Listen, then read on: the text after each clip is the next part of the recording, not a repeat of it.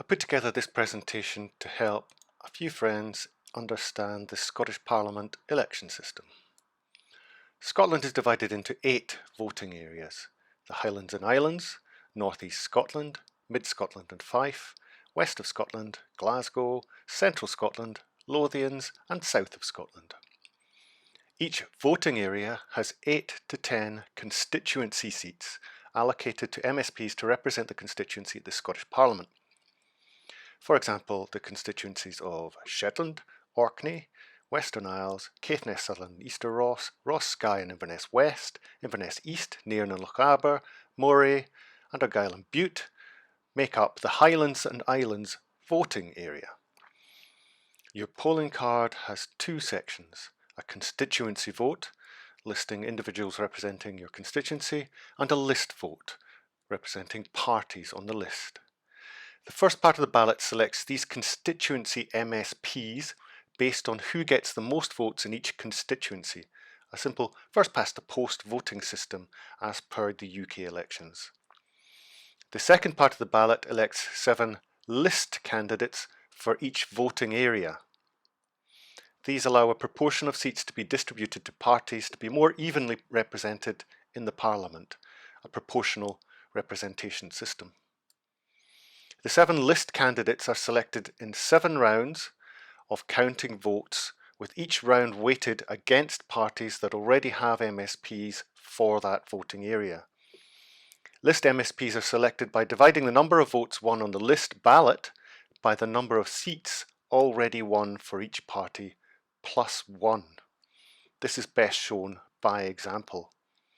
For example, the SNP wins all 9 of the constituency seats in the voting area, as might be the case in the actual election. Percentages are similar to current polling. In vote count for round 1, as the SNP start with 9 constituency seats, their list votes are divided by 9 plus 1, moving them down the table. The Conservatives are now top and win round 1. Round 2, Conservatives now have 1 seat, so their votes are divided by 1 plus 1, moving them down the table. Labour are now top and win round 2. Round 3, Labour now have 1 seat, so their votes are divided by 1 plus 1, moving them down the table. Conservatives are now top and win round 3. Round 4, the Conservatives now have 2 seats, so their votes are divided by 2 plus 1, moving them back down the table. Labour are now top again and win round 4. Round 5, Labour now have 2 seats, so their votes are divided by 2 plus 1, moving them further down the table. The Greens now have the most votes and win round 5. Round 6, the Greens now have 1 seat, so their votes are divided by 1 plus 1, moving them further down the table. The Conservatives are now top again and win round 6.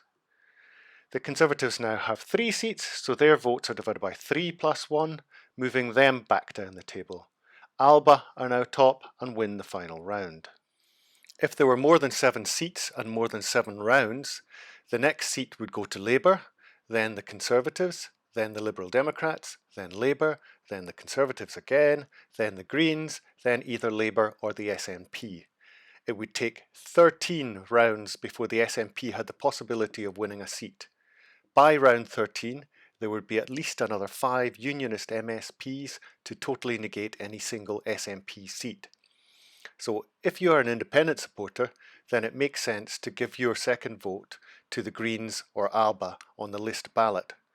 It is the same for most scenarios in areas where the SNP are likely to win most of the constituency seats.